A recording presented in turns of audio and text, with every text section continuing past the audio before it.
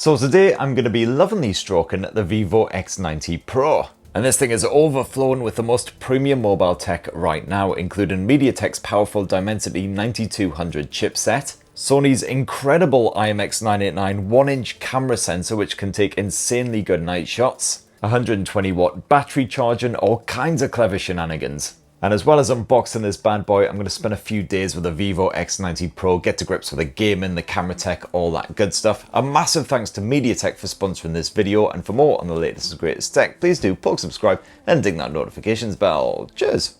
Let me just swipe away all this cat hair first. Super professional as always. Right, so what do you get in the box besides the Vivo X90 Pro? Well, you've got yourself a 120 watt charging brick, a nifty little USB cable. And oh yes, Vivo has kindly included a condom case to wrap around your X90 Pro and keep it safe from harm. And that's your lot, nice and easy. So here we have it, boys and girls, the Vivo X90 Pro. And it certainly feels pretty nice in the hand for a 6.78 incher. I am surprised. Personally, I prefer to handle things that are a little bit smaller, so to speak. But there's absolutely no wasted space on this thing, very little bezel action.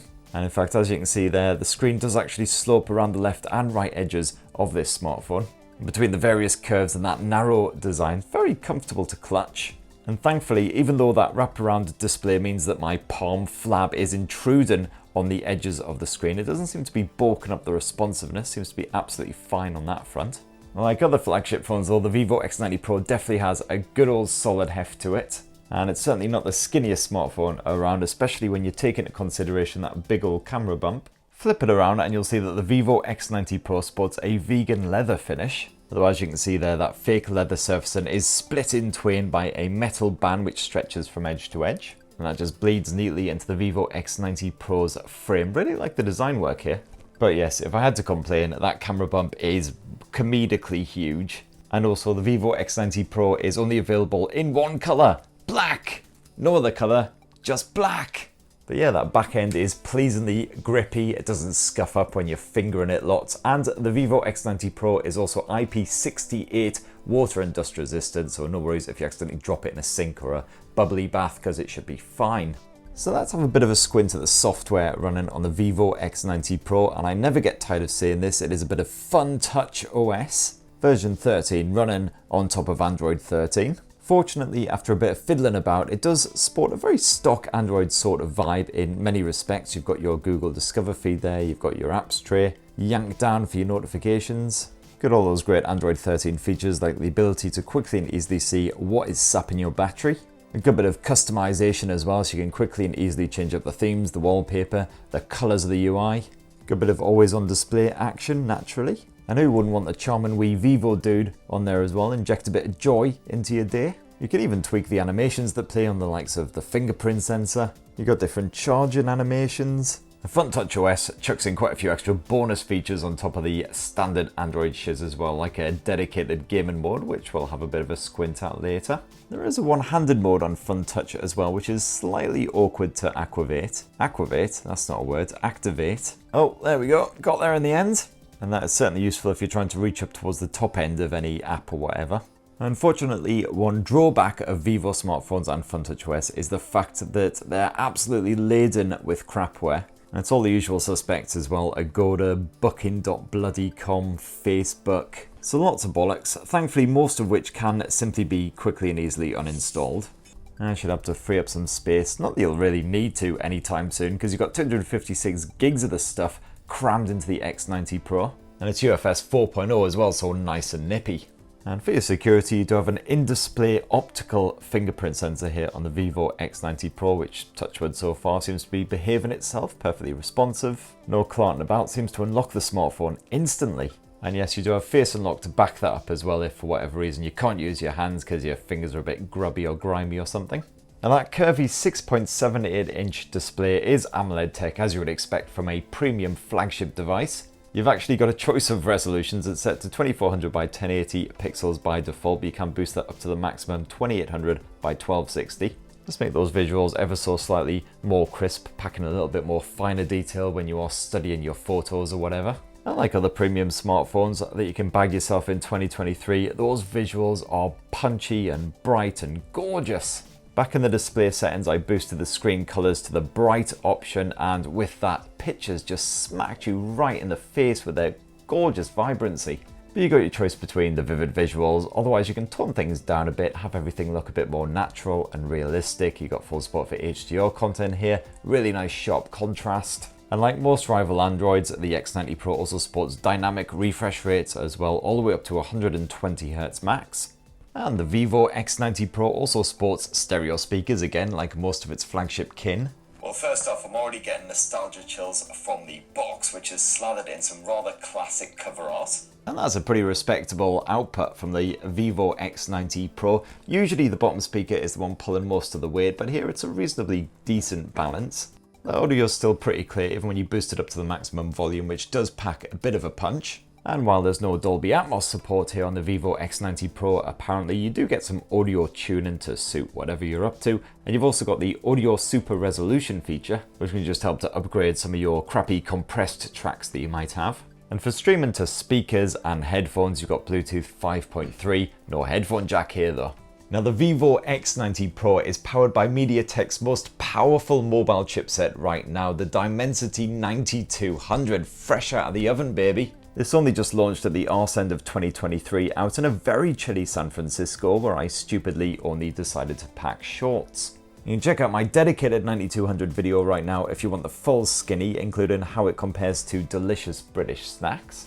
And here on the Vivo X90 Pro, that powerhouse platform is backed by 12 gigs of your DDR5 RAM. Pretty respectable benchmark scores, as you can see there, so this smartphone should be capable of absolutely anything you chuck at it. But of course the true test when it comes to smartphone performance is absolutely mothering it with a heavy bit of Genshin Impact action. And so that's exactly what I did for a good couple of hours. Boosted those graphics settings up to the maximum levels, obviously, to really test out that Dimensity 9200. And the good news is the Vivo X90 Pro did not even begin to sweat. I can't remember seeing a single drop in that frame rate the entire time, played with a silky smoothness. And Vivo's V2 chipset that's packed in here also supports frame interpolation to apparently boost the frame rate up to 90 frames per second on supported games like Genshin Impact. Hands up, gotta say, I didn't personally notice any difference in the frame rate here on the Vivo X90 Pro with frame interpolation turned on compared with just running at 60Hz on other flagship smartphones. But certainly the coolant system did its job here on the X90 Pro. Apparently Vivo has wanged in a massive grade ultra large vapor chamber, bigger than previous models.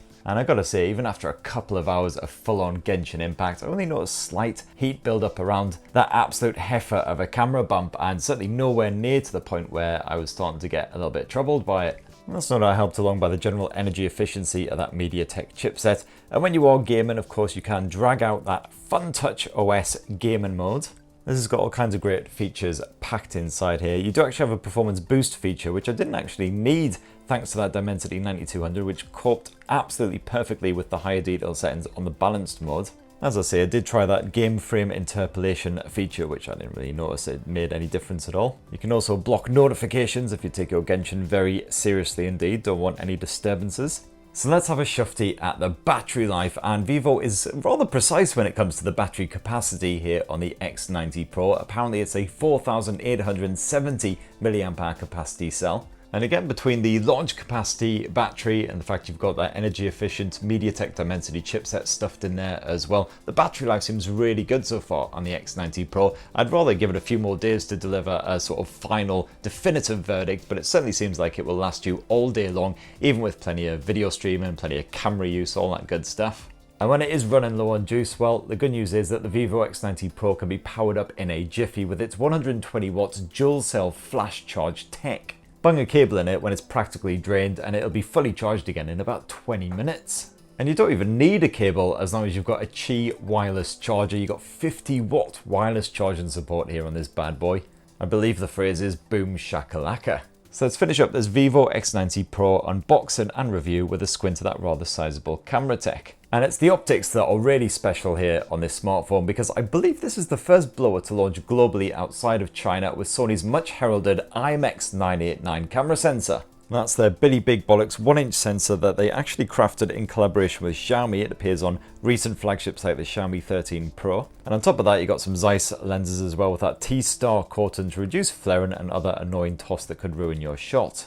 You got Vivo's usual camera app on the X90 Pro, and it is an action-packed affair, lots of toggles and modes. So for instance, you've got the Zeiss Natural Color mode, which is active by default. You can knock this off if you want more vivid, vibrant colors. It's definitely a good one to leave on if you want more natural looking hues. And the Vivo X90 Pro proves a worthy flagship camera phone to rival most of the big boys out there. My everyday test shots look sharp enough on bigger displays with accurate colors on show when that Zeiss mode was active. And that combination of the mighty 1-inch sensor and that V2 chip means that low light shots are impressively bright. Once again, with a strong amount of fine detail packed into every frame, especially when you're using that night mode. However, those tones don't often look as natural as I would have liked compared with some rivals like the Samsung Galaxy S23 Ultra and the Pixel 7 Pro. Strong contrast can also throw the Vivo quite shockingly in the evenings. And as ever, if your subject is moving when the shutter activates, you will get blurry naff results. You've got plenty of other modes to check out here on the Vivo X90 Pro, including the obligatory portrait mode. This actually uses a separate 50 megapixel portrait sensor, the IMX758, with optical image stabilization again, plus 4-in-1 pixel bin in for better looking night shots. Well, that portrait shooter did occasionally struggle to focus on my subject in lower light, although when it didn't bulk up, the results were usually pretty bloody decent. However, you can expect some rather extreme smoothing when using it with pets. You've got all kinds of different filters you can play around with here, including Cine Flare. So while that T-Star glass is supposed to prevent lens flaring and the rest, if you decide you actually want a bit of that, well, this will do the job. There's a shag load of other bonus camera modes as well, including a high resolution effort which shoots 50 megapixel photos by default. And you've got a dedicated Pro mode as well, so you can fiddle around with the likes of the ISO levels, the shutter speed, the white balance. And again with the option of that Zeiss Natural Color, and you can also shoot in RAW. And when you want to shoot a bit of home movie action where you can capture 4K Ultra HD footage at 30 or 60 frames per second, or even bump it up to 8K resolution at 24 FPS. And I gotta say, I liked a lot of the test footage that the Vivo spaffed out. Certainly in those higher resolutions, you've got a good amount of detail packed into every frame. And even in low light situations, things don't get too grainy or noisy. And the focus seems to actually work alright now. Solid audio capture from all directions as well. So overall, for your home movie action, it's great stuff. And before we have a squint at the selfie cam, you've also got a third 12 megapixel ultra wide angle shooter here on the back end of the Vivo X90 Pro. It's the IMX663. And this is absolutely fine for getting a more pulled back view of the action, fit a bit more into frame. No telephoto shooter sadly, unlike a fair amount of other premium flagship smartphones out there, but to be fair, that's a pretty decent camera setup, and you do have that high resolution mode which you can always swap to if you do want to capture a 50 megapixel image and then crop in. And then last up for the camera tech here on the X90 Pro is a 32 megapixel selfie snapper. I'm not really a selfie fan at the best of times, but the Vivo did a respectable job. When I switched to portrait mode, I did find that I looked even more washed out than I actually do in real life, but apart from that, certainly did the job for your shareable shots. There's no 4K mode when you're shooting video with the front-facing selfie cam, though it does top off at 1080p Full HD at either 30 or 60 frames per second. And when I've been doing a bit of Skyping and Zooming and stuff for this thing, absolutely no issues with people picking up on my voice. No one's complained that I look even worse than I usually do. And there you have it, my lovelies. That, in a delicious little nutshell, is Vivo's fresh, clever bollocks new X90 Pro, as powered by MediaTek's beefy Dimensity 9200 chipset. Got some very smart optics packed in there as well, which I've been very keen to test out for quite some time. Some premium specs through and through, and all wrapped up in a rather lovely vegan leather design. Just a shame they couldn't have found a bit more colour to splash on there, but whatever. Are you guys tempted by the Vivo X90 Pro? It'd be great to hear your thoughts down in the comments below. A massive thank you again to MediaTek for sponsoring this video. Please do poke, subscribe and ding that notifications bell for more on the latest and greatest tech. And have yourselves a really wonderful rest of the week. Cheers everyone. Love you.